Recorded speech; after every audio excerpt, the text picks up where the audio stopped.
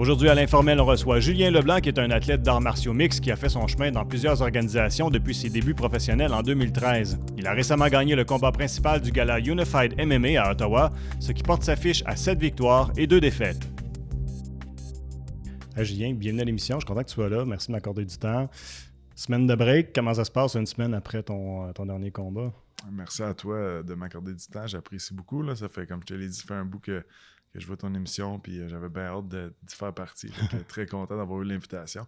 Je me sens super bien, pas trop magané. Les premiers jours ont été un petit peu plus rough, c'est sûr.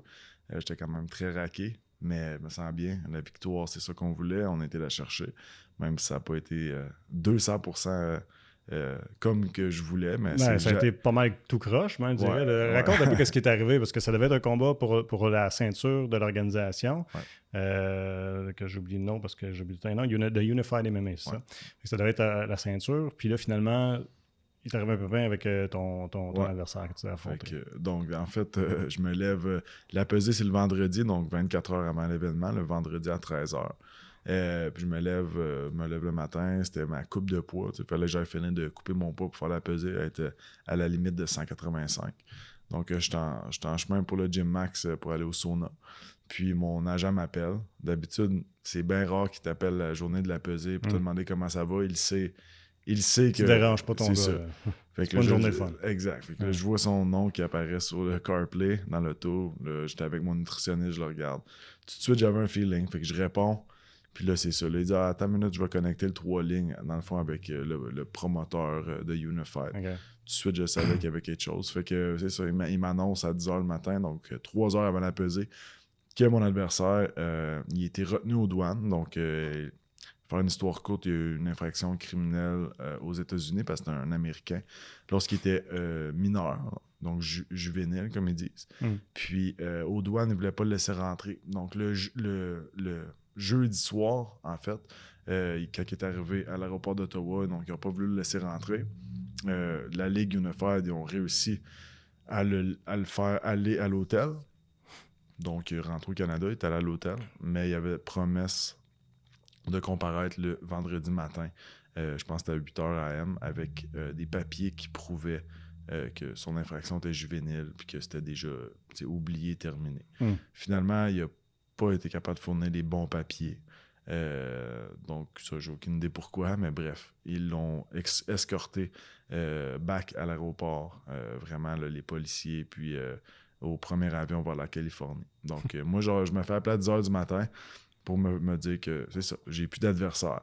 Mais comme c'est moi qui est combat principal, il y avait un autre combat des 185 livres un peu plus tôt dans la carte. Donc, un des deux adversaires, en fait, lui qui avait le plus de combats, là, qui avait 9 combats, qui était similaire. Moi, c'était mon 9e, en fait. Donc, l'adversaire, il avait 9 combats aussi, une fiche gagnante. Donc, lui, il avait accepté de m'affronter en finale à 24 heures d'avis, mais qui refusait pour la ceinture parce que la ceinture, c'est 5 rondes de 5 minutes. Puis, il était juste préparé à faire 3 rondes de 5 minutes. Donc, moi, en fait, avec tout le monde qui vient me supporter, puis je travaille fort pour ça. Puis, j'ai déjà eu des combats malheureusement cancellés dernière minute comme ça dans le temps. Puis, c'est pas quelque chose qui fait plaisir. Donc, moi, il n'y avait pas question que je refuse. Là. C'était let's go. Donc, c'est ça. Fait que je suis allé finir de couper mon poids. Puis, je me suis présenté à peser. Puis là, j'avais un nouvel adversaire que je connais pas. Puis que j'avais une journée pour me préparer mentalement pour lui. Puis à sa tactique, ses techniques, that's it. Fait qu'on s'ajuste, mais ça a été un petit peu rock'n'roll, c'est sûr. J'entends souvent les fighters dire qu'ils ont comme deux perceptions un peu à ça. Là. Ils vont dire, il y en a souvent, mettons, exemple, qui vont refuser de changer de combat à la dernière minute parce qu'ils vont dire, moi, je me suis préparé pour ce style-là, ça marche pas. Puis il y en a d'autres qui vont dire, regarde, quand tu te prépares pour un combat, tu es prêt à te battre contre n'importe qui. Fait qu'à quel point toi, tu étais préparé spécifiquement pour celui que tu devais affronter versus juste comme être prêt pour toute occasion. Là, ben, c'est sûr que oui, ça faisait 2 mois que je me préparais pour Troy Green. Donc, qu'est-ce qu'il fait, comment il se bat, ses habitudes, les patterns qu'il fait. Mais encore là, oui, moi, c'est sûr que de l'école où je viens, avec mon coach Patrick Marcil, puis Martin Patnaud, chez les Patnaud, on est entraîné à... on se bat. S'il faut se battre, on va se battre, peu importe c'est contre qui. Fait que c'est pour ça que souvent, je vais m'entraîner avec des gars plus gros, des fois des gars moins gros. On essaie vraiment de... C'est sûr que quand on s'entraîne pour un combat spécifique, là, on va aller chercher des partenaires de notre grosseur, qui etc. ressemble un peu mais à ton adversaire. Exact. Mais j'ai toujours été habitué de faire des rondes avec les poids lourds, faire des rondes avec les plus petits aussi, de s'habituer à tout le monde pour être justement toujours prêt, si on veut.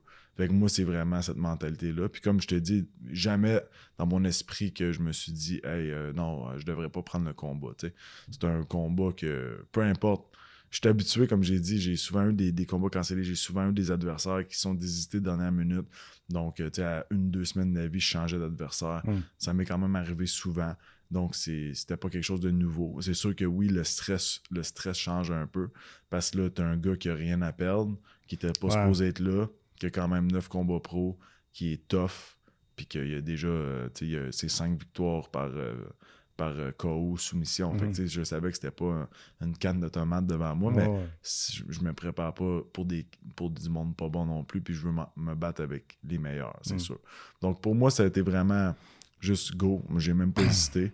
J'ai juste dit à mon coach, lui aussi, c'était même pas comme hey, attends, on va regarder des vidéos. C'était juste comme le plan, c'est le même, Drew, puis tu sais qu'est-ce que t'as à faire.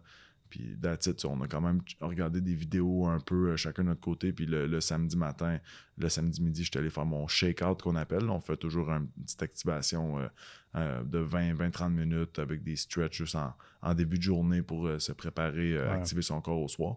Fait qu'on a regardé des vidéos, mais le plan reste le même. C'est vraiment d'aller gagner puis d'aller imposer sa tactique. Puis de se battre fort. C'est du MMA, donc... les gars sont bons partout, puis surtout rendus à mon niveau, ben je sais que tous les gars, ils savent faire des prises au sol, ils savent lutter, ils savent striker. Fait c'était juste d'être prêt à tout, puis d'aller se battre. That's all. Là, on parle de ton adversaire qui était, tu me dis, il y avait 5 victoires par, pas décision, mais KO ou soumission. C'est Chris Chapman, c'est ça? Oui, Chris Chapman. Fait que c'était pas, comme tu dis, c'était pas un tout nu, mais est-ce qu'il y a des choses qui t'ont surpris de lui parce que tu n'avais pas anticipé, malgré, ben, c'est sûr que tu n'as pas eu une grosse préparation. Je veux dire, tu sais, dans le fond, ton combat s'est-tu déroulé comme tu l'avais visualisé? As-tu vu l'adversaire que tu t'attendais à voir ou il fallait que tu t'ajustes pas mal? Il a fallu que je m'ajuste, surtout, il y a le fait que ça m'a pris du temps un peu me réveiller dans le combat. Là. Au premier round, je te dirais que j'ai commencé un peu ces pédales en arrière. Encore une fois, c'est pas des excuses, mais mon petit gars est arrivé un petit incident 2-3 jours avant le combat. Fait que, ceci étant dit, j'ai comme vraiment pas bien dormi les journées avant le combat. Ça a donné comme ça. Puis la journée du combat, je me sentais quand même assez fatigué. Donc, je dirais que ça a pris du temps, comme je dis, que je me réveille. Chris, il est arrivé avec rien à perdre. Puis, tu sais, il m'a mis beaucoup de pression en partant. Il s'est mis dans ma face. Il t'a réveillé, lui. C'est ça, il me parlait exact, il m'a réveillé, il me parlait dans le combat, tu sais, puis il disait comme, quand je le frappais, non, ça m'a rien fait, blablabla, tu sais, puis il essayait de jouer la mental game. Ça n'a pas fonctionné, mais le fait qu'il me mette beaucoup de pression, puis que j'étais un peu endormi au premier round, ben ça a fait que, tu sais, c'est ça, j'ai pas eu le choix de me réveiller. Il y a un coup, il m'a eu avec une bonne droite. Puis c'est ça qui m'a comme réveillé. Là. Au lieu de m'endormir, ça m'a réveillé. On aime mieux ça de même. Mais la seconde qu'il m'a eu avec cette droite-là, j'ai dit, bon, il est temps que tu commences à te battre, Drew, là, parce que là, tu vas perdre comme ça. Là. Fait que là, j'ai vraiment passé en 2/3e vitesse. Puis là, j'ai vraiment commencé à dominer. Puis au premier, j'ai cassé le nez. Fait que il saignait beaucoup. Il était tough, il était vraiment tough. Je l'ai quand même frappé beaucoup au deuxième, au troisième. Je l'ai amené un peu au sol au deuxième aussi. J'ai eu deux takedowns au deuxième, donc deux amenés au sol. Ça a compté pour des bons points. Puis mon troisième round, je juge que c'est mon meilleur. Là, je l'ai vraiment outstrike debout. Puis il était magané à la fin. Mais écoute, il faudrait que je me batte comme au troisième à partir du premier. C'est ça que... Mais il n'y a pas toujours quand même... surtout quand tu es moins préparé pour un adversaire contre qui tu te prenais, mais il y a toujours un feel-out process. Je veux dire, tu n'as pas le choix, je pense. C'est sûr que, je te le dis, je vais être honnête, que oui, ça m'a, mentalement, tout ça, ça m'a pas shaké, je veux pas dire ça, mais c'est sûr que ça a eu un petit facteur. Ça, c'est garanti. Puis, même la soirée, si on compare avec Samouraï, mon combat d'avant, que j'étais le combat principal aussi, en mai dernier à Slush Puppy, écoute, je me suis battu à minuit et demi. OK? Oh! C'est tard, là. Mais là, ce combat-là, dans le fond, je suis arrivé à la salle. Au début, je voulais arriver à la salle à 8h, le samedi dernier. Parce que dans ma tête, j'allais me battre vers au moins 11h, 11h30. Je suis encore au combat principal. Mais une chance que j'étais chez moi, puis là, tu sais, il fait noir tôt, puis tout ça. Puis on regardait en fait le combat de Ngannou contre Tyson Fury. OK, ouais. Mais le combat commençait, là. Il était comme 6h30, ça a pris du temps à commencer. Bref, puis là, j'ai dit, j'étais avec mon nutritionniste parce qu'il fait tout mon manger, mes repas, tout ça pour la semaine du combat. Lui, dans le fond, je l'engage, puis il vient faire ça, fait qu'il habite chez moi pour une semaine. Bref, je l'ai regardé, puis j'ai dit, tu sais, je sais qu'on avait dit qu'on y allait pour 8h, là, mais là, il était 6h30. J'ai dit, là, je sens qu'il faut que j'y aille à la salle. J'ai besoin d'aller chercher l'énergie du monde, puis, tu sais, je me sens trop comme endormi ici. Là, okay. Fait que j'ai bien fait de partir parce que finalement, je me suis battu à 9h30. Tu sais. Si j'étais arrivé à 8h, donc j'aurais pas eu grand temps pour me réchauffer. Fait que, là, j'étais arrivé à la salle à 7h30. Fait que j'ai eu 2 heures pour comme prendre l'énergie du monde. Puis, fait que ça a été comme une soirée qui, c'est ça, j'étais arrivé à 7h30. C'était déjà le deuxième combat qui finissait. En fait, non, excuse. Le deuxième combat était déjà fini à 7h30. Puis là, c'était comme, OK, ben, t'es déjà dans 6 combats. Là. Fait que ça a été vite. Puis après, ça a été juste des finish. Sauf le combat avant moi qui a fini au 3e round. Mais bref, ça a été vraiment vite. Fait que c'était comme, OK, on est là, on s'en va se battre, that's it. Mais comme je te dis, c'est sûr que j'ai commencé slow, mais l'important, j'ai gagné. Puis c'était décision unanime, c'était pas décision partagée. Il y a un juge qui m'a donné les 3 rounds. Fait que je suis content de ma performance, je suis content d'avoir été capable de me réveiller. Parce que rien de pire aussi que si tu fais un combat comme ça m'est déjà arrivé dans mon combat aux États-Unis à LFA, je pense que tu l'as regardé sur Fight Pass. Mais tu sais, ce combat-là, j'avais pas mon coach, c'était pendant le COVID, j'étais parti aux États-Unis m'entraîner, puis bref, je le sais que j'aurais pu gagner, mais j'ai pas été capable de me réveiller ici, tu sais, fait que ça, c'est vraiment... Ça a été toujours un de mes petits problèmes, ça, des fois, de commencer slow le combat.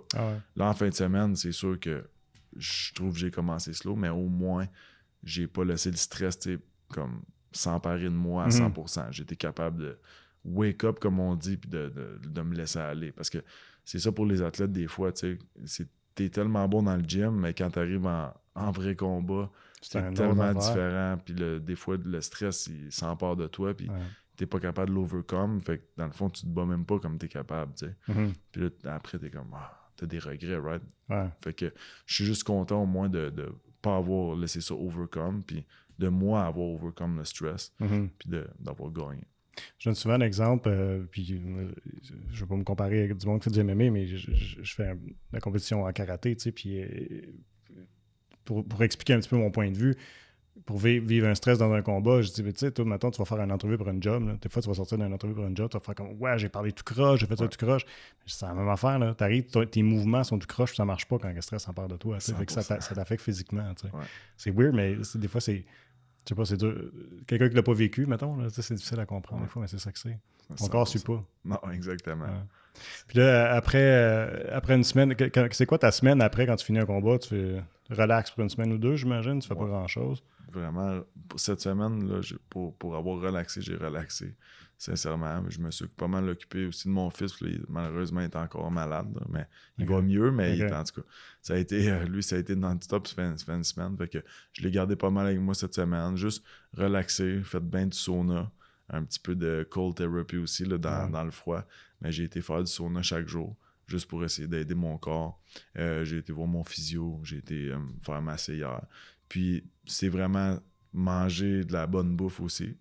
Pas du McDo à chaque jour. T'arrives pas à... Moi, j'aurais pensé que tu sautes dans le junk la semaine d'après. Ben, je te dirais, c'est sûr, junk, j'ai mangé... À moins que tu fasses jamais ça. Non. Je me suis gâté cette semaine. J'ai mangé 2 fois de la pizza. Puis, j'ai mangé une couple d'autres choses aussi, mais j'ai mangé, disons, beaucoup de carbs. Ben du pain, ben des pâtes. Un petit peu de chips, je veux dire, à l'Halloween, j'ai mangé une coupe de bonbons de mon fils, là, sans trop, mais non, j'ai juste enjoyé, j'ai eu du fun cette semaine, juste avec ma famille, passer du temps, puis vraiment j'ai pas fait, pour être honnête, j'ai pas fait grand-chose, j'en ai profité parce que j'ai pas trop mal. J'étais quand même raqué, mais j'ai pas trop mal. Mais veux pas, après avoir eu le dernier gros 10 semaines que j'ai eu, j'étais allé en Floride un mois, j'ai vraiment poussé fort aussi avec mes coachs, j'étais à Montréal beaucoup aussi, des allers-retours pour m'entraîner. Fait que je me méritais une petite semaine juste mollo, vraiment pour le corps. Ouais. Mais à partir de lundi, je compte recommencer à m'entraîner. Peut-être pas manger des coups pour une autre semaine, mais lundi, je vais aller faire ma classe de kickboxing, mon jiu-jitsu, puis je vais reprendre au gym aussi la musculation. OK.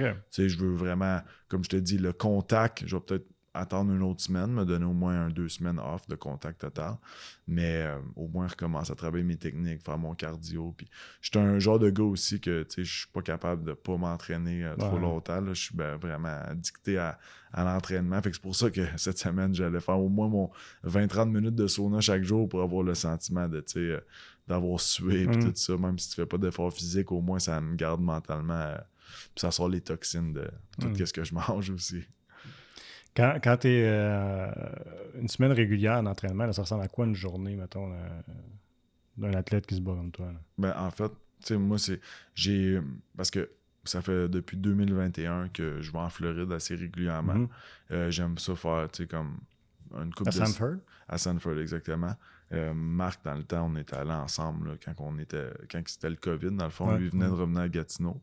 Oui, parce que vous ne pouviez pas vous entraîner, ça. Ben, c'est ça. Fait que là, on s'était fait un bout qu'on voulait y aller. Moi, j'avais été juste une semaine en 2018 à Sanford.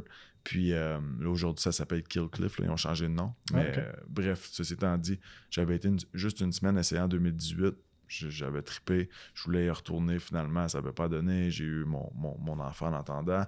Puis en 2020, je m'étais dit, là, en janvier, on part avec ma copine puis le petit.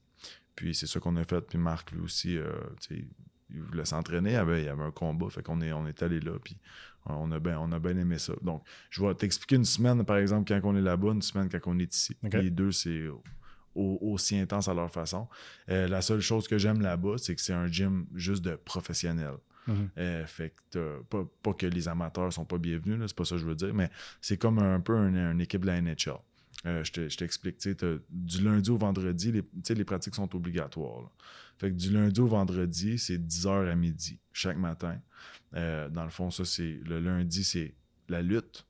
Mais focus sur vraiment MMA wrestling. Donc, on met les petits gants, on ajoute les frappes pour entrer, puis on va vraiment faire 1 heure et demie de lutte intense.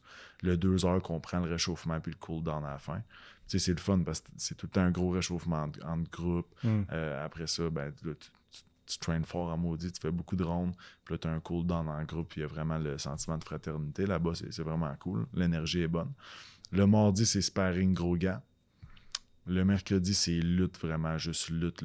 Comme tu commences à genoux, puis il faut que tu te relèves avec l'autre sur le dos. Puis en tout cas, écoute, name it, là, ils ont tellement de drills de lutte qu'ils nous font faire. C'est vraiment très, très, très intense le mercredi. Puis t'es déjà raqué de ton lundi, mardi. Ben là, après ça, le jeudi, c'est sparring, mais avec les petits gants. Fait qu'on met les petits gants. On va un peu moins fort, mais ouais. Non, les gars vont quand même fort. T'es supposé aller moins fort, mais les gars vont quand même fort. Okay. Mais ils nous font faire aussi des situations comme l'autre qui commence par-dessus toi. Puis, bref, c'est vraiment bien. Puis le vendredi, c'est jiu-jitsu. Ça, c'est le matin. Là, le soir, le lundi soir, t'as quand même kickboxing. Donc, il faut que tu ailles faire ton kickboxing. C'est de 6 à 7. Ça, c'est juste 1 heure le soir. Le mardi, tu as des techniques de lutte. Le mercredi, c'est conditionnement physique l'après-midi. Fait que tu n'as pas rien le soir, mais tu as conditionnement physique l'après-midi. Jeudi soir, tu as technique de lutte encore. Puis le vendredi après-midi, c'est conditionnement physique. Puis le samedi matin, qu'est-ce qui est le fun? Ça change souvent le samedi matin. C'est juste 1 heure habituellement. Des fois, on se rejoint toutes à la plage. Puis on va faire un 5 km. Sur le bord de la plage, puis après on fait des drills de footwork dans le sable là, pour pratiquer le jeu de pied, etc. Des fois, c'est quand il pleut, on va juste au gym, on fait un circuit au gym. Des fois, on va courir alentour du gym, puis après on rentre faire un circuit. Fait que il y a comme un group text, fait que les coachs souvent ils écrivent le samedi, c'est quoi? Ils écrivent le vendredi soir, demain à telle heure, puis c'est juste 1 heure mais intense. Puis après ça, tu as le week-end de congé. Puis là, ça repart le lundi. Fait que c'est vraiment des semaines C'est intense en c'est intense. Ouais. C'est chargé en sacrifice. C'est chargé. C'est pour ça qu'aussi, tu récupères où? Tu récupères pas beaucoup. Non, ça doit pas. T'es content le samedi quand c'est fini, le samedi après la run. Mais là, t'es comme, aïe, ok, c'est déjà dimanche soir, faut que je recommence demain. Ça va, ouais. C'était intense. C'était vraiment intense, mais je suis là-bas pour ça aussi. Puis tout le monde se pousse. J'imagine quand tu vas là aussi, tu vas être là pour en profiter au max. Exactement. C'est dispendieux. Là, ça me coûte cher aller là. Fait que, bref, c'est dispendieux, louer une place, tout ça. Avant, on était chanceux, on avait la maison des grands-parents de ma copine. C'était à 2000 du gym. Là. 4 minutes, ça me prenait y aller. Mais là, malheureusement, ils ont vendu. Fait que là, on loue maintenant quand on va. Puis c'est sûr que c'est une grosse dépense de plus. Mais bref, ça vaut la peine. Puis sinon, une semaine de training quand je suis ici, le lundi, je vais faire mon conditionnement le matin avec mon coach David Fouché au Gym Max. Après ça, le soir, j'ai mon MMA. Fait que MMA, c'est souvent... On a 2-3 pratiques de suite ici là, à Gatineau, fait qu'au Armasso Patnaud. Fait que, par exemple, à 5 heures, c'est le fight team qu'on appelle. Fait que t'as ton sparring. Comme vraiment, on met en pratique. On fait du sparring. Là, dans le fond, on fait du sparring, on fait des rondes de sol. À 6 heures, c'est le jiu-jitsu technique. Fait que tu apprends les techniques, tu travailles les techniques. Puis à 7 heures, tu as ton kickboxing. Fait que tu fais une bonne soirée de 3 heures.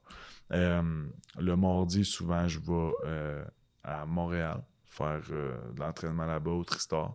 Fait que c'est souvent le sparring ou la lutte. Ensuite de ça, le mercredi matin, je vais à Castleman parce que moi, dans le fond, mes entraîneurs, les Patnaud, ils viennent de Castleman. Ils habitent à Castleman. Fait que mon coach, lui, ça va faire 25 ans qu'il a son club à Gatineau. Puis il vient chaque jour de Castleman.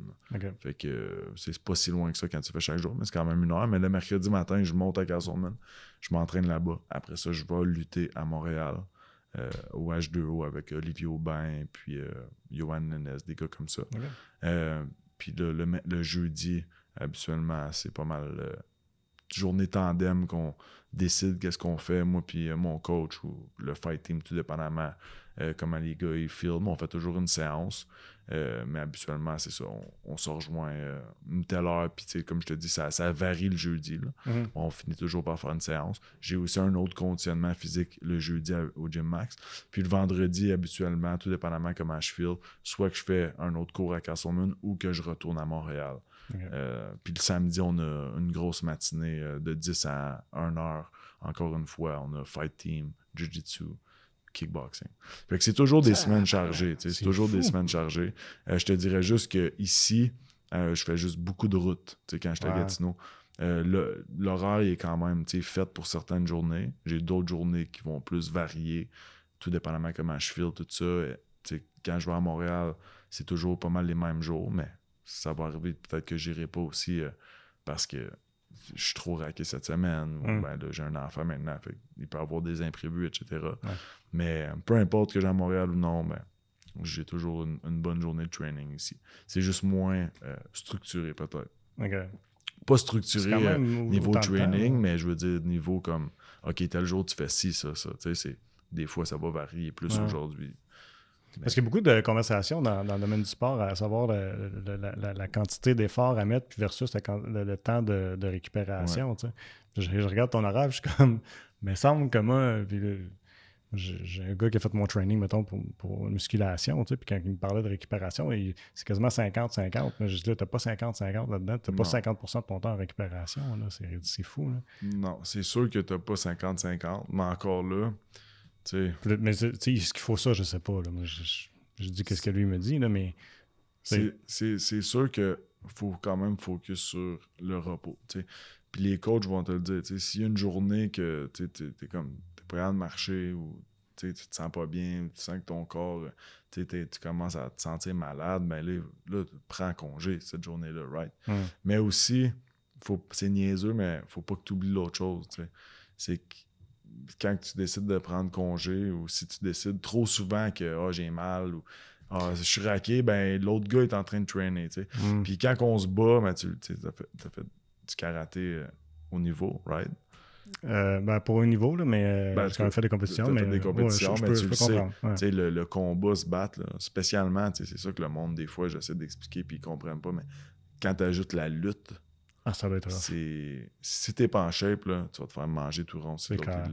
Fait que, puis j'ai vois tu sais, au Kill Cliff en Floride, surtout depuis la pandémie, t'as des Russes, t'as des Asiatiques, des Européens, t'as du monde de partout. Là. On a des Canadiens, t'as les gars des States.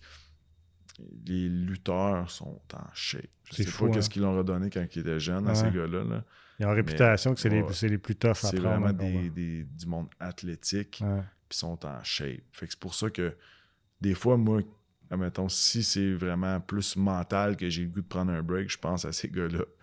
Puis je suis comme, non, va-t'en trainer, tu sais. Mais c'est sûr que si je suis pas capable de marcher ou que, tu sais, comme Colin, je me sens que je commence à être fiévreux ou, tu sais, mon corps, là, parce que c'est niaiseux, mais après la première semaine en Floride, puis ça, je dis tout le temps, je ris tout le temps, mais quand j'arrive au vendredi, là, en Floride, là, à chaque fois, c'est pareil. Tu finis ta première semaine, puis là, tu as fini de conditionnement le vendredi soir. Là. Puis là, ton corps est en choc total. Là, de toute la semaine. Tu shakes, tu as des frissons, puis il fait 30 degrés, puis tu es comme, faut que tu ailles dormir. Là. Là, souvent, le premier vendredi, là, je me couche super tôt, je dors comme 12 heures, parce que mon corps il est en choc total. Mais le corps s'habitue aussi. Donc, oui, je suis d'accord avec toi que la récupération est très importante. Puis un de mes problèmes avant aussi, je te dirais, c'est une couple d'années, c'est que j'overtrainais. J'étais tout le temps à droite puis à gauche, puis là, tout le temps en train de trainer ici puis ça. Mais là, j'ai appris aussi avec les blessures aussi puis ça. J'ai appris de mes erreurs. Puis j'ai appris que c'est important de se reposer. Sauf qu'encore là... Ça doit être dur à gager. C'est ça. C'est dur à gager parce que tu veux pas non plus que ce soit juste mental. C'est ça. Mais je te dirais que moi, je regarde vraiment, par exemple, à Montréal. Mais je regarde qui va être là. Est-ce que ça vaut la peine que je fasse dans le fond, 2h30 aller, 2h30? Ça vaut-tu la peine de faire le 5 heures de route pour ça? Ou ça vaut pas tant la peine cette semaine? Ou y a-tu des... je suis vraiment, en ce moment, là, je me sens-tu vraiment fatigué? Y a-tu des dangers que je me blesse parce que je vais pas faire un bon sparring? Si je me dis oui, ben c'est sûr que je vais rester en ville puis je vais faire autre chose. Right? Sauf que le 3/4 du temps, j'y vais quand même. Mais c'est arrivé, dans mon camp d'entraînement, dans le fond, 2 semaines avant, ben justement, j'étais allé à Montréal, j'étais allé me faire mon mercredi classique Castleman le matin, qui est un gros training qu'on fait. Puis après ça, la lutte. Le jeudi, je me sentais vraiment fatigué. J'ai quand même fait mon training le jeudi soir, d'autres luttes. Puis là, le vendredi matin, j'étais comme, non, I don't feel like it. Ben, j'ai dit aux boys, je les ai textés, puis regarde, aujourd'hui, je me sens pas tant bien. Je monterai pas, tu sais. Puis là, il y en a un, ben, Colin, ça tombe bien, parce que moi aussi, je me sens pas bien, c'est fait que moi aussi, je vais prendre off. Moi, j'ai pas de problème. Fait que là, qu'est-ce que j'ai fait? J'ai texté mon coach, j'ai dit, je vais pas à Montréal aujourd'hui, mais j'ai dit, j'aimerais ça qu'on fasse mon sparring demain au club à Gatineau. Parfait. Fait lui, il m'a arrangé ça. T'sais. Mais il y a peut-être une couple d'années, j'aurais fait comme ah non, il faut que j'aille à Montréal. Là, j'aurais été quand même fatigué au bout, j'aurais sûrement pas eu un bon training. Puis là, je m'aurais dit ah ben là, j'ai pas un bon training, là, je suis pas prêt, faut que je fasse mon training demain. T'sais. Là, en place, j'ai pris le vendredi off, j'ai juste fait un petit training au Gym Max, fait mon sauna après. J'ai bien mangé, bien dormi, puis le samedi, ben j'ai fait ben des rondes. Puis je n'ai fait plus que j'aurais fait à Montréal. Puis regarde, ça a été parfait. Au bout de la ligne, j'ai gagné mon combat. Fait c'est trouver le juste milieu, mais surtout te faire confiance. C'est ça qui est le plus dur. Les gars ne se font pas confiance assez. Faut que tu te fasses confiance. Mais tout ça, de voyager comme ça, là, tu vas en Floride, tu vas à Montréal, c'est tout à tes dépens, dans le fond. Là. Ouais. Il n'y a pas une organisation qui est en arrière de toi qui va dire ouais, regarde, on couvre tes dépenses. Hein. Non, moi, je suis vraiment, vraiment chanceux parce que j'ai des commanditaires incroyables. Ouais. Depuis que j'ai commencé, je pourrais te dire combien je fais en commandite par combat, puis c'est énorme. C'est plus que certains gars font dans l'UFC. Je suis vraiment, vraiment chanceux, puis écoute, je suis reconnaissant. C'est tout local? Tout local, ouais, tout local. Nice. C'est vraiment du monde qui écoute. J'ai toujours été un bon gars dans la vie, puis toujours été gentil avec les gens aussi. Je pense que c'est un peu, ça revient de cette façon-là. Puis c'est là, il y a du bon monde qui sont vraiment généreux avec moi, puis qui sont super gentils, puis qui savent aussi que ça c'est pas donné, tu sais, aller en Floride, tout ça. Ça me coûte une couple de $1000 là, partir un mois en Floride. Là. Fait que je suis vraiment chanceux grâce à mes commanditaires. En ce moment, je peux vraiment, depuis l'année dernière, là, vivre de ça. Là, là. Je dis pas que ça va être éternel, mais en ce moment, on est sur une belle lancée, 2 victoires de suite. Ils savent c'est quoi l'enjeu, qu'est-ce qui s'en vient. Fait que, encore une fois, je suis reconnaissant, puis je suis très chanceux. Avant ça, tu travaillais en même temps? Moi, je travaillais, dans le fond, j'étais enseignant suppléant. Okay. J'ai eu une grosse opération aussi en septembre 2021. Je me suis déchiré tous les ligaments dans la main. OK. Fait que regarde, ça ne plie plus. Wow! Ouais. OK. En combat? En combat, ouais. Dans le fond, quand je suis parti en Floride, en 2021 avec Marc-André, c'est arrivé là-bas. OK. J'avais quand même, j'avais, tout organisé pour partir une couple de mois pour vraiment relancer ma carrière parce qu'ici, il n'y avait rien. Ouais. Fait que là, j'ai eu un gros combat à LFA. J'ai accepté de le faire quand même. J'avais des shots de cortisone. Mais je m'étais fait confirmer que j'allais devoir avoir une opération. Fait que, en tout cas, bref, j'ai été super chanceux parce que je me suis fait opérer ici au privé. Okay. Vraiment chanceux. Là. Fait que j'ai eu mon opération en septembre 2021. Puis là, j'ai fait mon retour en mai l'année passée, 2023. Fait que quasiment 2 ans out. Dans le fond, 2 ans out. Parce que mon dernier combat, c'était avril 2021. Fait que ça, je faisais déjà beaucoup de suppléances dans les écoles secondaires. Puis là, j'ai commencé à en faire un petit peu. C'est ça, fin 2021, quand je suis revenu de Floride, puis de mon combat à LFA et tout ça, avec une main pas mal amochée, puis je savais que j'allais me faire opérer, mais j'ai recommencé à faire de la suppléance. Puis j'ai commencé à l'école du Versant à Gatineau. Puis j'ai vraiment bien connecté avec les gens là-bas. J'avais 2 amis aussi qui travaillaient déjà là comme enseignants. Puis bref, eux, là, quand j'ai eu mon opération, ça a donné qu'il manquait beaucoup de professeurs aussi. Là. C'était septembre 2021 puis 2022. Fait que j'ai fait une couple de contrats jusqu'à l'année dernière. Là. Dans le fond, mon dernier contrat d'enseignement est terminé en décembre l'année dernière. Mais j'ai fait prof de sciences, un petit peu prof de français. L'année passée, j'ai commencé toute la première partie de l'année prof d'histoire. Okay. Fait que c'était cool. J'ai quand même, je veux dire, ça n'a pas rapport avec l'enseignement, mais j'ai quand même fait un bac à l'Université d'Ottawa en criminologie. Fait que mineur en droit, majeur en criminologie. Okay. Fait que au moins, avec ça, ça me permettait d'avoir un bon salaire, le plus haut salaire. Quand je travaillais. Si t'es diplômé, ils sont obligés de payer en conséquence. Fait que ça a été une bonne chose d'avoir dans la poche, là, ce bac-là. Même si ça n'a pas été facile à faire avec tout les combats, tout ça. Être temps plein, deux places en même temps. Mais c'était quelque chose aussi pour après l'MMA. C'est ça, exactement. Ouais. C'est sûr que mon but, c'est quand même que l'MMA ouvre des portes, que ce soit à la télévision ou... Bref, j'aimerais ça comme, que ce soit travailler pour le UFC. C'est sûr que j'aimerais ça, rester dans cette branche-là, parce que c'est quand même là-dedans que j'ai acquis le plus d'expérience depuis les 16 dernières années. Ouais. Mais oui, en effet, si ça ne fonctionne pas, mon bac va toujours être là. C'est le fun d'avoir ça au moins. Puis ta passion est là aussi, là, les arts martiaux. Là, ça part de où? Écoute, vraiment, dans le fond, ça fait longtemps, quand j'avais 16 ans, secondaire 4. Je sais pas si tu te souviens du film Never Back Down. Continue, sûrement je connais ça. Okay, là. En tout cas, c'est comme un gars, un jeune, il déménage en Floride, puis là, il va au secondaire, puis là, il mange une volée parce que là-bas, ils font du MMA, mais comme ils font des soirées comme underground de MMA. OK. Là, en tout cas, bref, c'est ça qui a vraiment aidé. Ça a sorti en même temps Never Back Down. Ils en ont fait 2 autres. Ils en ont fait 2 autres après, mais c'est ça. Le premier était au cinéma, puis c'est ça qui... Écoute, ça a vraiment pogné comme film. C'était dans le même temps que Georges Saint-Pierre commençait à être connu. Okay. Puis, disons que ça a comme boosté un peu, je te dirais, l'MMA. En tout cas, moi, bref, c'est ça qui m'a vraiment donné la piqûre. Puis... j'avais des amis qui allaient au Patnaud. Moi, il faut juste dire, à 16 ans, je me faisais appeler l'asperge, là, en voulant dire comme... J'étais grand mec. Grand mec, ça, ouais. Puis j'étais goaler au hockey. Okay. Mais j'étais pas de genre de gars. Je jouais genre midget. À 16 ans, c'était pas encore midget, mais je jouais genre Bantam A, là, quelque chose comme ça. J'étais pas les moins bons, mais j'étais pas les meilleurs non plus. Mais je faisais 0 hors glace, là, puis j'étais pas capable de faire des push-ups. Fait que ça a commencé qu'on était au cours d'édu. Là, je venais de voir le film Never Back Down. Ça me tentait, j'arrêtais pas de dire que je voulais aller m'entraîner, mais j'étais comme trop gêné. Puis j'avais des amis qui s'entraînaient chez Armacio Patnaud. Eux, ils faisaient le kung-fu, puis dans le temps, il n'y avait même pas le programme d'MMA. Il y avait un cours de combat, mais c'était comme on faisait du sparring, mais bref. Là, cette journée-là, Excuse. pas de trouble. Cette journée-là, on va à la classe d'éducation physique, fait que j'ai 16 ans, secondaire 4.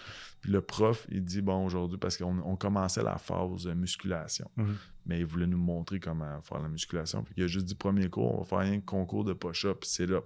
Tout le monde a 1 minute pour faire le maximum push-up, après 1 minute, maximum c'est-up. Faut que tu le fasses devant la classe.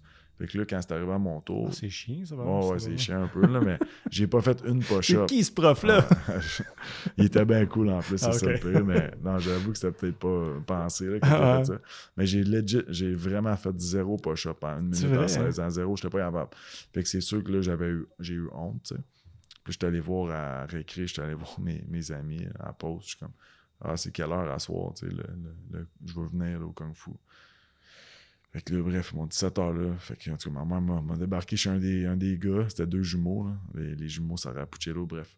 Elle m'a débarqué chez les jumeaux, j'ai embarqué avec eux, puis là, j'étais allé. Puis là, après le premier cours, écoute, je frappais, puis c'était comme si j'essayais de nager, là. Là, c'était pas pantoute 0 technique. Mais là, j'ai fait le cours de combat. Mais j'ai comme, tu sais, mangé une volée. Mais c'est pas fait de knocker ou rien, mais j'ai genre mangé une volée, mais c'était drôle parce que je m'en foutais de me faire frapper, comme. Puis j'aimais ça. J'aimais ça. Puis là, après, j'ai été voir le coach, qui était encore mon coach, là, c'est fou Patrick Martial. Puis j'ai dit, c'est combien je veux m'abonner un an, tu sais. Quand j'étais arrivé à la maison, mes parents, tu vas lâcher après 1 mois, tu sais, blabla. Puis là, j'étais comme, non, je vous le dis, tu sais. Puis là, je leur ai demandé d'y aller le lendemain. Fait que là, ils m'ont ramené, puis je suis comme, non, je veux vraiment, vraiment le faire. Fait que, en tout cas, ils m'ont inscrit, puis ils sont comme, là, fais-nous pas regretter, tu sais. Puis écoute, j'ai jamais arrêté. Après peut-être un mois ou 2 que j'en faisais, j'ai commencé à prendre des cours privés avec mon coach. Fait que j'ai été chanceux que mes parents me supportaient dans le hockey. Mon frère s'est rendu junior majeur. Ils ont supporté beaucoup mon frère. Puis ils m'ont toujours supporté dans le sport. T'sais. Fait que j'ai été chanceux pour ça parce qu'ils me payaient un cours privé par semaine en plus de mon abonnement. Fait que ils m'ont vraiment encouragé puis ils m'ont vraiment donné un boost pour ça. Fait que bref, j'ai commencé à faire des cours privés. Puis, en le temps de le dire, j'ai dépassé pas mal tout le monde. Fait que c'était le fun à voir parce que tu vois que tes efforts, ils portent fruit. Là. Puis, je sais pas si c'est à cause que j'étais goaler, mais en plus, je suis gaucher. Puis, j'avais des bons kicks. Mon kick gauche, j'ai assommé une coupe de monde avec mon kick gauche. Fait que, mon premier combat que j'ai fait à vie, puis justement, j'avais dit à mes parents, j'avais 18 ans. Fait que ça fait 2 ans que j'en faisais. Puis j'avais dit à mes parents, c'était à Castleman, justement. J'avais dit, venez voir ça. Je leur ai vendu une table VIP. Je pense que j'en avais vendu 2 tables. Fait qu'il avait amené mon oncle, tout ça. Mais eux, ils se souvenaient de Julien qui n'est pas capable de se défendre. Puis que. Faire un push-up. C'est ça. Fait que là, on a des combats. Puis tu sais, c'est pas comme une pratique de hockey. Tes parents, ils te débarquent au gym, là, mais même si tu as 16 ans, il n'y a pas de place pour eux en haut là, pour regarder. Non, ça regarde pas. Ils te débarquent en bas, puis ils ne savent pas ce que tu fais en haut là, quand tu t'entraînes. Fait que bref, il n'avait jamais vu aucun entraînement ou rien de ça. Là, ça fait 2 ans que j'en fais. Fait que là, l'autre gars, je me battais avec des tatous. Il était un petit peu plus gros que moi, mais pas beaucoup. Là, c'était quand même sensiblement le même poids. Mais c'était amateur. Fait qu'on checkait pas tant les poids non plus. Puis il avait les cheveux longs, des gros tatous, en tout cas. Fait que là, mes parents ils avaient peur pour moi, là, right? Hey, ça commence, toi. Je donne un jab, il me donne je donne un jab, un coup de pied à la jambe. Il me redonne un coup de pied à la jambe. Je donne jab, coup de pied à la tête. 10 secondes, le gars, knocké, puis on avait des casques, knocké, fret, comme il était out cold, couché à terre, pendant comme 5 minutes là, avant qu'il se réveille. Là. Fait que c'était comme, en tout cas, on m'a dit mes parents après, ils ont pensé que j'allais me faire massacrer, là. Mais ils savaient-tu que c'était contact et tout, ou ils s'attendaient-tu à ça? Parce que peut-être qu'ils ont-tu fait comme, oh my god, c'est bien pire que je pensais. Ouais, ils ont vu des combats avant. Donc là, il était encore plus stressé parce que Colin, tu sais, ils sont comme. Ça va se battre pour vrai. C'est ça qu'il fait, là, lui. Là. Puis là, j'assomme le gars en 10 secondes. Fait que c'était un beau moment pour moi. Ça m'a comme fait comme, hey, je devrais faire quelque chose avec ça. Je m'en souviens, j'avais dit à mes gars, pas à mes gars, mais à mes amis après, on allait au Nautilus dans le temps. Puis j'avais dit, hey, les boys, je pense que je vais essayer de faire de quoi avec ça. Tu sais, je m'en souviens. Puis, regarde. Ben des up and down plus tard, mais j'étais encore là, puis j'ai une bonne fiche professionnelle en ce moment. Fait que c'est le fun de voir tout ça. 5-2, hein, je pense. 7-2. Ouais, 7-2. Ok, ouais, c'est vrai, t'es rendu à 7. Ben oui, avec les 2 derniers, c'est ça. Parce que Pourquoi j'avais rangé dans la tête 5-2? Ben, avant que je recommence. Dans le fond, Avant que tu reviennes, dans le fond, c'est ça, puis tu fasses j'étais pas pipi, 5-2. là, c'est ça. Là, c'est ça. Là, c'est 2 de suite, 7-2. Fait que c'est le fun. Ben, en plus, c'est 2 combats back-to-back, c'est pas 2 combats. Parce que si tu regardes ça, en no joke, en 5 ans, j'avais 2 défaites. 2 combats, 2 défaites en 5 ans. De 2018, en fait, de 2018 à 2023. Fait qu'en 5 ans. Mais t'étais 5-0 avant tes 2 défaites. J'étais 5-0. Après, j'ai eu 2 défaites par décision dans l'espace de 5 ans. Une grosse chirurgie, tout ça. Puis là, là j'ai 2 victoires en l'espace de 4-5 mois. Fait que... J'avais noté ta première défaite, c'était qui encore? C'était Damien Lapillus. Lapillus, c'est ça. Qui t'avait dominé au sol, comme pas à peu près. Il te ramenait tout le temps au sol, il gardait là. Il m'a fait 11 fois le même takedown. Encore une fois, 11? Je les ai pas comptés. 11 fois le même. Puis tu sais, pas d'excuse, je m'en fous, ça fait longtemps. Puis, mais tu sais, comme, ce combat-là, un autre gars qui a changé à la dernière seconde. C'était mon seul combat que j'ai essayé de faire 170 livres. Parce que moi, je me bats à 185. Là, j'ai essayé de faire 170. J'ai fait une coupe de poids de vraiment pas bonne, comme ça a été vraiment pas bien. J'étais super comme déshydraté dans le combat. J'étais pas là mentalement, zéro. Là. Comme mes coachs auraient pu me frapper autant de fois, puis il n'y avait rien à faire. Mais bref, ceci étant dit, je me suis quand même, justement, à mon adversaire, 6 ou 7 ou 8 jours avant, il se blesse ou peu importe. Puis là, mon frère Damien, qui était plus petit que moi, mais il avait quand même 30, il était 16-11, fait qu'il y avait 27 combats pro. Moi, je n'avais rien que 5. Mais lui, le gars, il avait l'expérience. Puis justement, d'avoir eu un Julien qui était pas là pantoute, lui, c'était parfait pour lui parce que c'était pas son premier barbecue à lui. Non, c'est clair. Fait hats off to him. Il s'est fait prendre pour plusieurs stéroïdes de l'année dernière. Ça drôle un peu. Mais hats off to him. Puis comme je te dis, c'est pas des excuses. Mais j'ai appris beaucoup de tout ce temps-là. Puis ça fait partie de moi. Mais tu sais, t'es sur une lancée de 5 victoires. Après ça, de vivre une défaite, ça te fait quoi? Comme tu sais, comment tu fais quoi pour te remettre de ça? Tu le prends-tu vraiment facilement? Parce que tu sais, vous le dites tout, le monde en combat, c'est une expérience, c'est un apprentissage, tout ça, mais en dedans, tu peux pas nécessairement le vivre comme ça, tu sais. C'est pas la première. Non, mais c'est pas facile. Je te dirais que c'est pas facile. T'as honte surtout. Mais c'était comme, comment dire, tu sais, on dirait que moi j'avais, j'étais invaincu, j'étais tellement proche de ci, de ça, de ci, de ça. Puis là, c'est comme si là, ma balloune, tu sais, ta balloune a pété, là, tu sais. Mais au bout de la ligne, c'était même pas, tu sais, oui, ça a fait mal, puis tu sais, j'ai pleuré, puis tout ça, mais je veux dire, c'était pas, au bout de la ligne, tu sais, t'étais encore là, t'étais encore vivant, puis c'est ça qu'on dirait qu'il y a une couple d'années que le sport évolue, right? Puis une couple d'années, c'était comme dans ma tête, si je perds, là, je pourrais jamais aller au UFC, je pourrais jamais ça. Mais là, au lieu de penser comme non, acquis le plus d'expérience que tu peux, c'est sûr que tu veux pas être 6 victoires, 5 défaites nécessairement non plus. Là. C'est pas de même non plus que tu vas aller au UFC sans être méchant. Mais c'est comme au lieu de vouloir tout le temps pas perdre, tu sais, comme à la place, bats-toi, parce que de l'expérience de la cage, ça ne s'achète pas. Puis là, en ce moment, c'est ça que je vois, tu sais. C'est que, surtout mon dernier combat, comme je te dis, que j'ai allumé un peu tard, mais je vois juste qu'encore une fois, c'est tellement différent dans le gym. Je n'ai fait tellement de training camp, j'ai sparé partout avec les meilleurs, mais quand tu te bats dans le vrai, quand tu te bats point final pour vrai, puis tu es là devant tout le monde, dans l'octogone, c'est complètement différent. Fait que c'est sûr que ça a fait mal, mais tu sais, là, j'étais comme un peu pris avec TKO aussi. C'était compliqué, là. Il fallait je vais retourner à 185 livres. C'était comme un peu... je sais pas. J'étais comme un peu perdu dans ce temps-là de ma vie. Comme, je savais plus trop qu'est-ce qui se passait, là. Où est-ce que je m'en allais. Puis j'avais oublié de m'écouter et de me faire confiance. Moi. C'est comme si j'avais un peu... Cette défaite-là m'a comme un peu enlevé ma confiance pendant un certain laps de temps. Puis là, c'est là que ça a commencé à pas bien aller avec TKO. Après ça, le COVID est arrivé. Là, j'ai eu ma blessure, etc. T'sais. C'est comme si j'étais dans un mauvais pattern un peu. Puis... Mais il n'y a pas un peu, tu sais, parce que comme lui, c'était quoi, ça 27 combats qu'on a dit, tu sais, 27 combats. Je ne me souviens pas combien l'autre il y avait après, mais c'était...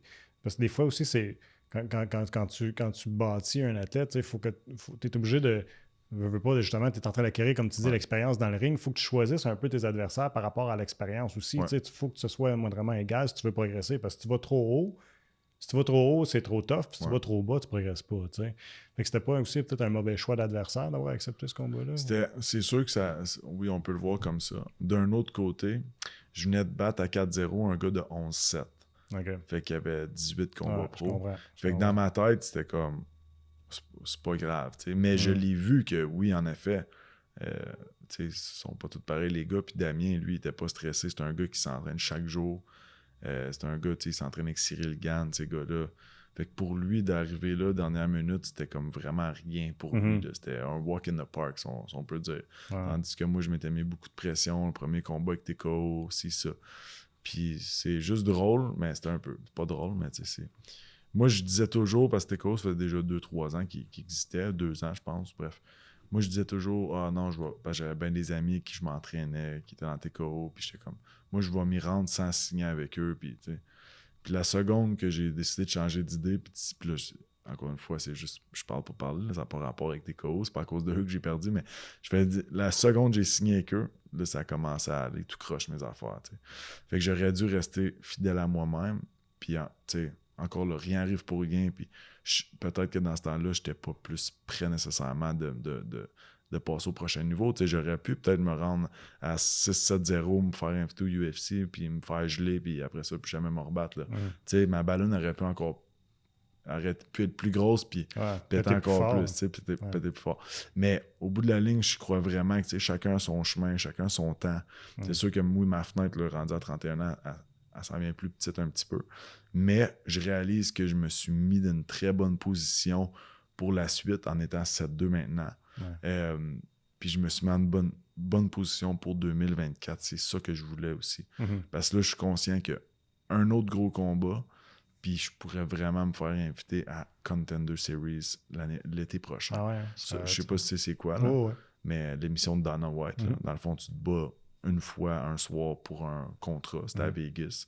La paye est bonne, puis tu sais juste que tu te bats contre des adversaires de ton calibre, qui sont coriaces, des gars qui veulent y aller, mais justement, je me suis mis dans une bonne position. Fait que je suis content, puis c'est là la preuve que, il y a 2 ans, je revenais de Floride, la main, je me faisais opérer, j'étais vraiment...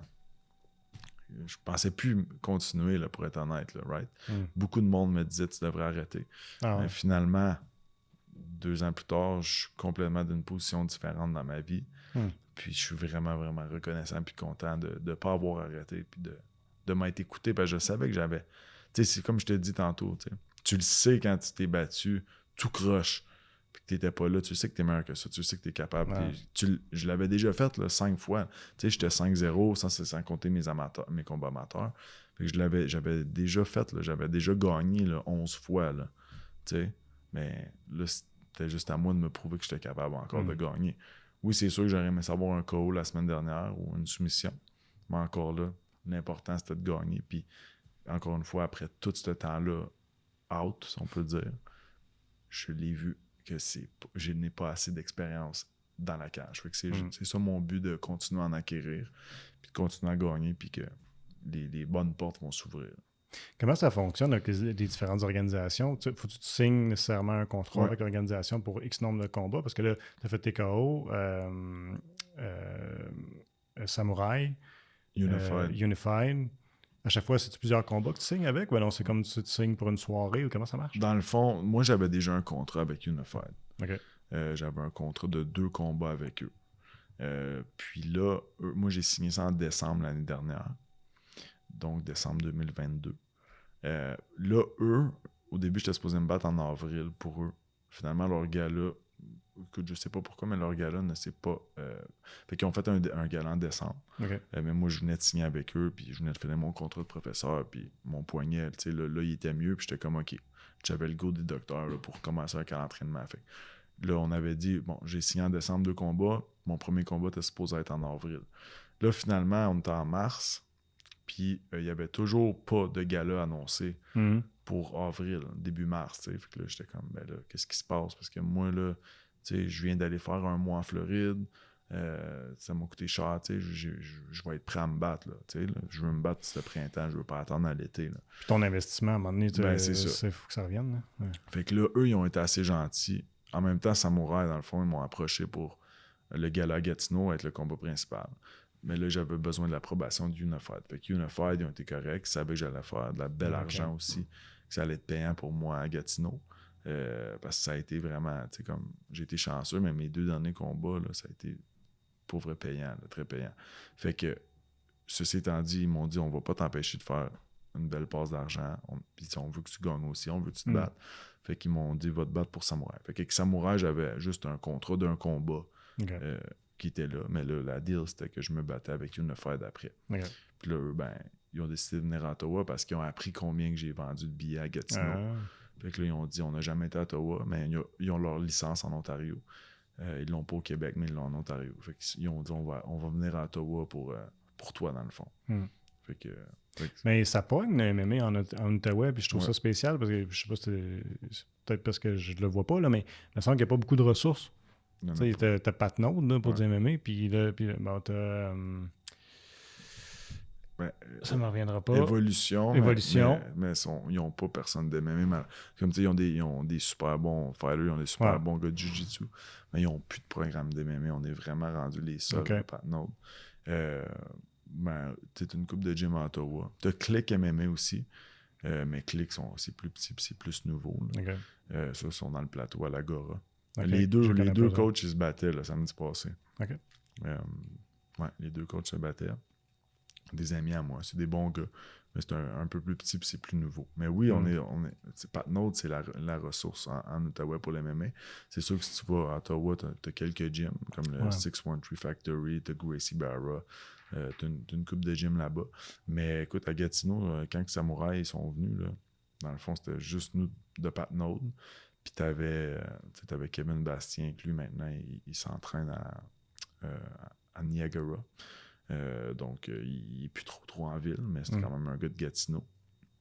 Puis sinon, t'es avec Patrick Connors, que je pense, lui, vient de Gatineau ou d'Ottawa, mais bref, qui est un gars qui amène un peu de monde aussi. Justement, Kevin puis Patrick se sont battus un contre l'autre samedi dernier. Fait qu'ils se battaient les deux à Samouraï, pas un contre l'autre. Puis là, mais là, ils se sont battus un contre l'autre samedi dernier.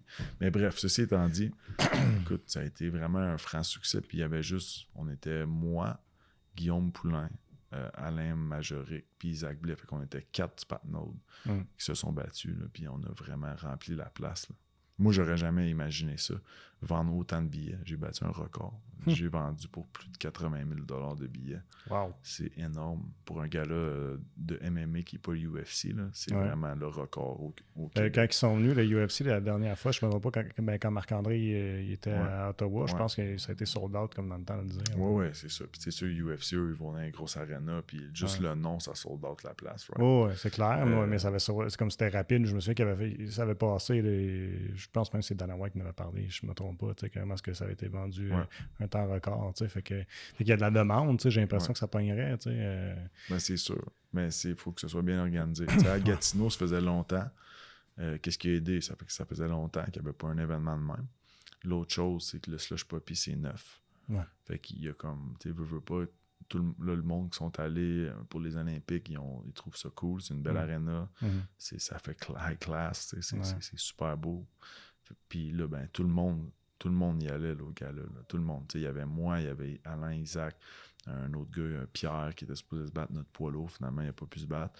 T'avais Guillaume Poulain. Fait il y avait vraiment un gros hype pour ce gala-là. En plus, moi, c'était mon retour. Puis je leur avais dit, mettez-moi le combat principal. Le monde va vraiment apprécier que ce soit un gars de Gatineau qui soit le combat principal. Même si ça fait 2 ans que je ne me suis pas battu, comme vous n'allez pas regretter. Puis, ils ont bien fait parce que justement, la journée du combat, je vendais encore des billets. Mais... J'imagine que tu étais là quand Marc-André a fait ses débuts dans UFC à Ottawa. J'étais là. Ça m'a frappé comment est-ce que la crowd le plus fort que tu as entendu, c'était Marc-André. Ben oui. Puis après ça, Cerrone à la fin.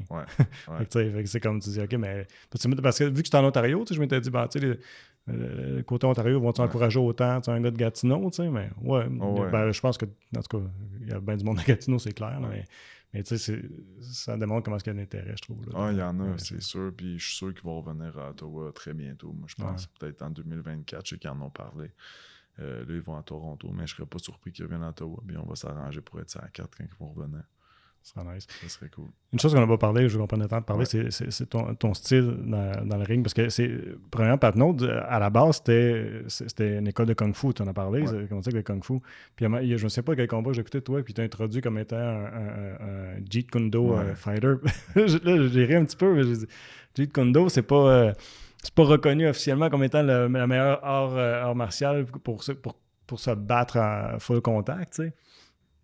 Puis tu n'entends pas, tu sais, en tout cas, j'ai pas souvenir, à part Ferguson, je sais qu'il faisait un petit peu de Kung Fu, là, Tony Ferguson dans UFC, mais à part de ça, Kung Fu, là, je pense pas en avoir vu. T'as dans le fond le John Jones, c'est du Jeet Kune Do qu'il fait. Tu vrai? Ouais, son coach, où est-ce qu'il a trainé toute sa vie, là ils viennent de se séparer. Jackson Wink? Jackson Wink, ouais.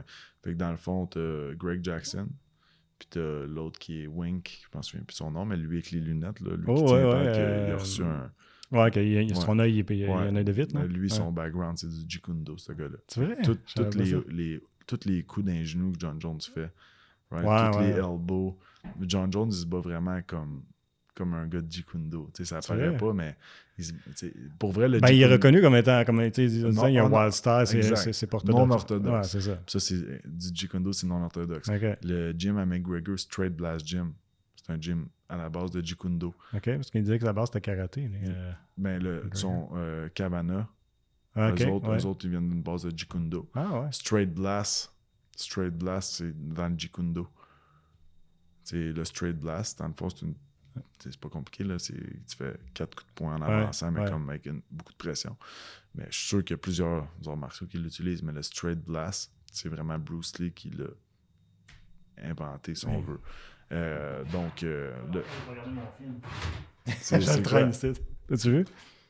T'as-tu vu le documentaire? Bruce Lee, non. Sûrement, je l'ai déjà vu, mais écoute, il y en a plusieurs sur lui, mais peut-être pas celui-là. OK, mais je vais le prendre en note après. OK, merci. Mais bref, fait que je sais que le gym à McGregor, McGregor il a commencé avec du karaté, mais je veux dire, son gym, le Straight Blast Gym, la base des autres, c'était du Jeet Kune Do. Je savais pas ça. Fait que John Jones, lui, Anderson Silva, fait beaucoup de Jeet Kune Do.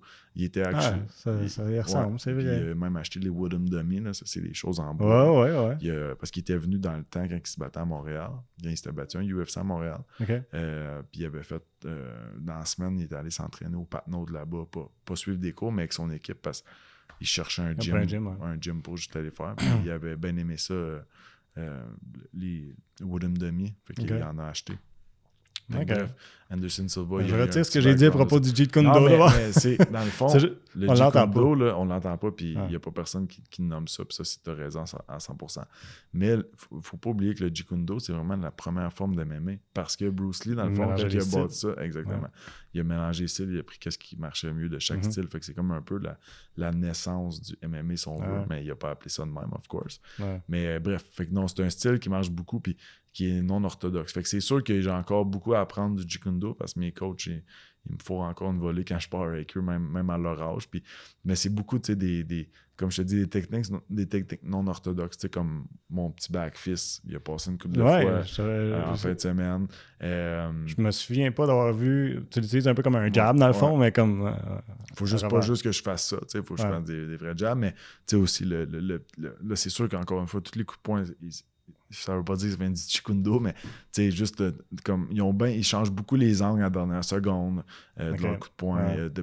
J'ai fait une couple de fois le sidekick à la jambe en fait de semaine aussi. Il y a beaucoup de ça. Sidekick au corps. Fait que c'est sûr que, bref, il y a plein de techniques que j'utilise pas assez, mais beaucoup dans le trapping, dans le corps à corps. Je suis un gars qui aime ça, trapper les mains. Là, j'ai pas tout démontré ça samedi. Mais bref, j'essaie de... C'est sûr que je fais pas du Jeet Kune Do, comme je fais pas le Kung Fu, mes ceintures, tout ça, mais comme je te dis, avec toutes les classes privées qu'on fait, moi, mes coachs, c'est sûr qu'ils me transmettent quand même des choses du Jeet Kune Do. Puis spécialement, quand ils font du corps à corps, c'est fou comment ils utilisent ton énergie contre toi. Ils sont vraiment, vraiment solides avec ça. Puis quand mon coach il me fait un sidekick, là, tu le sens. Là, moi, j'ai vu une vidéo une fois, tu parles du Pat? Ouais. J'ai vu Pat faire des pads une fois. Là. Non, moi, je pense pas que je le tiendrais. Il est vraiment... il est machine. Puis, écoute, toute la famille Pat Naud sont machines, sincèrement. Mais eux, c'était pas, tu sais, ils faisaient pas ça pour le fun. Ils font ça comme pour être capable de vraiment donner. Ben, ils donnent pas des volets, c'est pas ça que je dis, mais Non, c'est pas la philosophie, mais au besoin. S'ils ont besoin, Ouais. ils vont être capables. Puis je serais même pas inquiète pour eux. Mais c'est bien parce que justement, ils sont super bons au sol aussi. Ils sont pas juste bons debout. Ils sont super bons au sol aussi. Là. Puis c'est ça qui est fou. Eux autres, tout ce qu'ils font, c'est du Jikundo. Puis c'est ceux qui ont fait quand même, ils sont allés à LA faire beaucoup de sol avec Gokor Chivichan. Puis bref, ils ont fait des tonnes et des tonnes de séminaires, mais leur style est vraiment incroyable à mes entraîneurs. Puis c'est pas des jokes. Quand je vais au Kill Cliff, puis même Sifu, il coach encore. Sifu Pat, il coach encore Marc-André à ce jour. Puis là maintenant, Marc-André, ben, il amène Sifu, il amène Henry Hoot. Tu sais ce qui est Henry Hoot? Non, Henry Hoot, c'est le coach, dans le fond, du Kill Cliff, le head coach. Okay. Henry Hoot, c'est comme un master du kickboxing. Ah, il vient de Unland. Oui. C'était le coach à Tyrone Sprong. Oui. Name it, là, il y a une panoplie de gars, de champions du monde qui a coaché. Mais Henry, il dit à Sifu aussi, il dit, c'est comme votre style debout, là. Il dit Julien, là, quand il vient au Marc, quand ils sont au Kill Cliff, ils sont capables d'aller debout avec tout le monde. Puis ça marche. Notre style fonctionne vraiment. Là, je te parle que je fais du striking là-bas contre certains des meilleurs du monde. Oh, ouais. Puis ça marche à 110%. Fait que c'est la preuve que le Jikundo, ça fonctionne bien. Ça veut-tu là aussi le Jikundo de bloquer avec les coudes? Ouais, bloquer avec les coudes. Moi, j'aime bien ça. Bloquer avec les coudes, pour vrai. La seule chose, c'est qu'il faut que je bouge ma tête aussi, parce qu'il m'a touché une couple de fois de trop samedi. Fait que, mais je suis vraiment bon à bloquer avec mes coudes. Puis c'est quelque chose que j'ai bien adapté de ça. Surtout en ayant des longs bras pas super gros. C'est pas comme si je peux juste shell up avec mes épaules. Fait que moi, j'ai comme pas eu le choix de m'adapter à vraiment utiliser mes coudes comme arme de défense. Là. Mais tu parlais de Pat Note, puis j'aimerais ça de recevoir Sifu Pat à un moment donné. Je suis sûr qu'il y aurait pas mal de choses à raconter. Ça fait longtemps qu'il est là-dedans. Vraiment. Mais tu sais, de l'extérieur, des fois, c'est drôle parce qu'on a une perception de... Tu sais, c'est pas dire des tueurs, là, mais c'est des casse-gueules. Ils pourraient casser à n'importe qui. Puis, tu sais. Mais en même temps, c'est familial. Comme tu as des classes comme familiales pour les enfants, tout ça, dans son école, tu sais. Fait que ça témoigne comment est-ce que les arts martiaux, tu sais, c'est bien plus que juste donner des coups, tu sais. 100%. Puis justement, c'est ça que j'essaie d'expliquer au monde. Nous autres, notre job, c'est de se battre chaque jour. Donc, moi, quand je vais dans le trafic, si quelqu'un me coupe, moi, ça me tente pas de me battre, tu comprends? Premièrement, je suis pas comme ça, mais deuxièmement, c'est que justement, on n'est pas parce qu'on sait se battre qu'on veut tout le temps se battre. C'est juste que si on a besoin de défendre notre famille ou je me fais attaquer dans la rue ou que j'ai besoin de me battre puis que je change d'adversaire à 24 heures, ben, je suis capable de le faire. C'est plus ça. Mais on n'est pas du monde qui va essayer de casser la gueule du monde. Puis justement, ma réputation, quand j'étais plus jeune, dans ma fin 18 ans, début vingtaine, puis qu'on allait dans un bar, ben, ma réputation, c'était que j'essayais toujours de régler la chicane et non d'en faire. Puis ça, c'est vrai. Puis je pense que justement, j'ai toujours été un bon gars. Le monde a toujours su que je suis capable de me battre. Même si des fois j'ai de l'air de rien si tu me connais pas. Le monde qui savent je suis qui, savent que je suis capable de me battre. Mais j'ai toujours été un bon gars, j'ai toujours été gentil, j'ai toujours été respectueux. Je vais toujours ouvrir la porte du monde si le monde arrive avant moi. Tu comprends? J'ai des bonnes valeurs, puis je suis vraiment terre à terre. Puis je pense que c'est ça qui fait qu'aujourd'hui, j'ai autant de commanditaires, autant de support, autant de monde qui vient m'encourager. Puis je pense que c'est ce qui fait de notre réputation, que justement les gens veulent venir s'entraîner au Pat Note. Puis on nous le dit tout le temps, n'ayez pas peur, on est là pour aider. Puis that's it. Moi, je suis juste là pour aider, puis je suis là pour avoir du fun, puis m'améliorer. C'est tout. Quand tu rentres dans le dojo, j'imagine, ou dans le gym, j'imagine que t'as pas le sentiment genre lui il est supérieur à moi. Ben non, moi je suis bien, je suis mieux. Il n'y a pas cette atmosphère-là. Pas du tout. Puis c'est sûr qu'il y en a des fois qui viennent, qui pensent qu'ils connaissent tout, puis ils savent tout. Puis on fait juste. Non, c'est ça. Tu fais juste leur montrer, puis après ça, ils sont bien humbles ou ils reviennent pas. Ou ils reviennent pas. Puis ça, c'est bien correct. Il y en a aussi de toutes les couleurs, les gens. Il y en a de pas toutes les couleurs, je veux pas dire ça, mais je veux dire, il y en a de de tous les différents tempéraments. Ouais. Mais c'est sûr que nous, on est là pour s'amuser. Mais aussi, tu sais, quand c'est le fight team, c'est sérieux. En voulant dire, quand c'est le temps de l'entraînement de combat, ben, c'est sûr que faut que tu aies l'autorisation de Sifu pour y participer. Parce que c'est ça. On a T'as un autre niveau. Là. Ben, c'est ça. Puis on fait ça professionnellement. Ouais. On fait pas ça pour jouer. Là, tu joues pas à aller te battre. Là. Tu peux être magané. Là. Ouais. Tu peux être magané en sortant de là. Okay. Mais je te raconte une anecdote, puis je vais finir avec ça. À un moment donné, j'étais une vente de garage. C'est une vente de garage organisée pour un organisme, tout ça. Puis le gars devant moi, il a un chandail, une personne assez âgée, un bon 10 ans plus vieux que moi, je dirais. Puis il y a un chandail, je pense que c'était terrien de Jiu-Jitsu qu'il y avait. En tout cas, c'était terrien ou kickboxing, terrien kickboxing.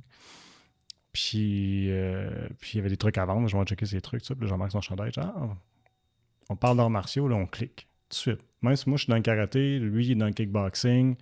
On a parlé pendant comme 30 minutes non-stop de comment est-ce que lui s'entraîne, c'est quoi qu'il fait, tout ça. J'ai l'impression que les arts martiaux, c'est comme un langage universel. C'est pour ça que ça te permet, toi, d'aller... Tu vas aller en Floride, tu vas aller n'importe où. Je sais pas, le monde se comprenne. C'est universel parce qu'il y a une philosophie derrière ça qui est, justement, comme tu disais, tu es là pour aider les autres. Puis il n'y a pas d'ego là-dedans. T'sais. Je suis super d'accord avec toi à 100%. Puis non, il n'y a pas d'ego, justement. T'sais. Je veux dire, tout le monde sait que there's always a stronger hand. Il y a toujours quelqu'un qui... Ouais. Nous, quand on est là-dedans, tu le sais qu'il y a toujours quelqu'un, justement, qui pourrait te donner une bonne volée. Ouais. Mais des fois, quand tu n'es pas dans cet univers-là, ben, des fois, tu vas penser... Tu vas être, je veux pas dire délusionnel un peu, mais c'est pas de ta faute, tu le sais pas. C'est comme, mettons la joke du gars qui mange ses chips, qui boit sa liqueur, qui boit sa bière, qui écoute le UFC, puis « Voyons donc, mais pourquoi il s'en relève pas? » Ouais. T'as-tu déjà eu quelqu'un qui sait qu'est-ce qu'il fait par-dessus toi, qui est en shape? Ouais. Tu t'en relèverais pas toi non plus, mais je pense que c'est justement, quand tu t'en fais, puis tu le sais, puis comme tu dis, quand tu as déjà fait un combat, puis tu le sais comment c'est différent, quand tu rentres là-dedans, t'es comme... C'est tellement différent, mais si tu le sais pas, c'est pas de ta faute. Tu le sais pas, tu l'as jamais vécu. Mais oui, les arts martiaux, je suis d'accord avec toi, un langage universel, puis c'est n'importe où que je vais aller, quelqu'un voit mon oreille, j'ai une oreille, je souffleur, quelqu'un voit mon oreille, le monde tout de suite, il commence à m'en parler, puis le monde sont gentils, ils sont pas là comme « Hey, t'as une oreille, je souffleur, on va t'essayer », c'est comme le monde sont corrects, fait que c'est ça qui est le fun, ça amène un peu une forme de respect mutuel sans même à devoir parler. Fait que, non, t'as raison, 100%. Fait que qu'est-ce qui s'en vient? C'est quoi la suite des choses? Dans le fond, écoute, on attend. J'ai parlé avec mon agent hier, puis dans le fond, comme je te dis, les bonnes choses s'en viennent. On s'est placé dans une bonne position pour entamer 2024. Fait que là, c'est de reprendre l'entraînement. C'est sûr, je vais retourner faire un petit tour en Floride éventuellement, continuer à m'entraîner. Puis, mais là, la priorité, reprendre l'entraînement avec mes coachs. Là, mon coach, en ce moment, est au Cambodge. Là, Dave Leduc se bat dimanche. Oui. Donc, je pense que c'est son dernier combat à Dave. Donc, mon Patrick, mon entraîneur, il est là-bas. Mais sinon, je vais recommencer, lorsqu'il revient la semaine prochaine, je vais recommencer avec lui puis avec Martin Patnaud aussi. Donc, juste reprendre l'entraînement. Mais on s'est fait demander pour le 19 janvier. Ce sera à Toronto, avec Unified MMA encore. Ce serait tentant parce que l'UFC, dont Marc-André Barriault, Charles Jourdain, ils combattent le 20, eux, à Toronto. Fait que c'est, dans le fond, un gars-là qui est la veille. Mais tu sais, moi, Unified, c'est avec UFC Fight Pass. Il y a des rumeurs que Dana White serait peut-être là le 19 janvier. Okay. Mais bref, on va voir. Comme je te dis, si l'offre, c'est ça, that's it, on va faire ça. C'est sûr que je trouve que ça s'en vient bientôt. Pas que j'ai des bobos, rien de ça, mais je veux continuer à m'améliorer. Si jamais c'est pas le 19 janvier, ce serait plus en mars, probablement à Gatineau. Okay. Peut-être au Slush Poppy encore. Okay. Donc, je vais regarder ça avec mon agent, on va prendre avec mes coachs aussi. On va prendre la meilleure décision, mais on le sait qu'on est dans une bonne position pour 2024. Puis c'est sûr qu'il va y avoir un combat avant mars, là, ça c'est sûr. Okay. Sauf que mon but, c'est vraiment avoir une autre victoire puis de me faire inviter à Contender Series. Puis si ça m'en prend 2 autres, ben ce sera janvier, puis mars ou avril, puis that's it, tu sais. Mais je pense qu'avec une belle victoire puis une belle performance le prochain, je pense que je pourrais m'avoir un ticket pour Contender Series qui tournait tout le temps à l'été. Fait que ce serait l'été prochain. Fait qu'encore une fois, tu sais, on y va step by step, un combat à la fois. Mais je suis juste content de m'être placé dans cette position-là puis de pouvoir continuer à vivre ma passion, dans le fond. Peux-tu prendre 2 minutes de plus pour Fondation Santé Papineau? Oui, 100%. Oui, tu es associé à ça, président d'honneur? Oui, président d'honneur. Fait que la soirée va être demain. Fait que je suis très content, encore une fois. Okay, demain, genre, nous autres, on enregistre, on est quelle date? Là, on est le 3. Ouais, fait que quand ça va être diffusé, il va être trop tard, ça va être passé. Ouais, fait que bref, la fondation va être passée. Mais oui, je suis très content. C'est quelque chose qui me touche à cœur. Je voulais faire justement mon premier don officiel là, avec une fondation. Puis je me suis fait approcher par l'organisation. Vraiment, j'ai eu des bons meetings avec eux. Puis je suis content donc à l'aide de mon commanditaire officiel Shop Santé, puis mon commanditaire officiel Buckingham Hyundai. Buckingham Toyota, Buckingham Hyundai, Buckingham Chrysler, dans le fond, le groupe Quadri d'Argam. Fait que moi et mes 2 commanditaires, Shop Santé et groupe Quadri d'Argam, on va faire un généreux don à Fondation Santé Papineau. Puis demain, en fait, le 4 novembre, je suis le président d'honneur de leur soirée. Donc, ça va être une belle soirée, puis ça va être un beau moment. Puis, bien content de faire ma première donation officielle. Ça a été un but pour moi. Ça fait un bout. Là, fait que le but, c'est qu'on continue puis que ce soit des plus gros montants les prochaines fois. Cool. Eh bien, merci, Julien, d'être venu me jaser. Merci à toi. J'apprécie beaucoup ton temps. Merci tout le monde d'avoir été à l'écoute et je vous invite à nous suivre sur nos différentes plateformes web pour regarder ou écouter toutes nos émissions.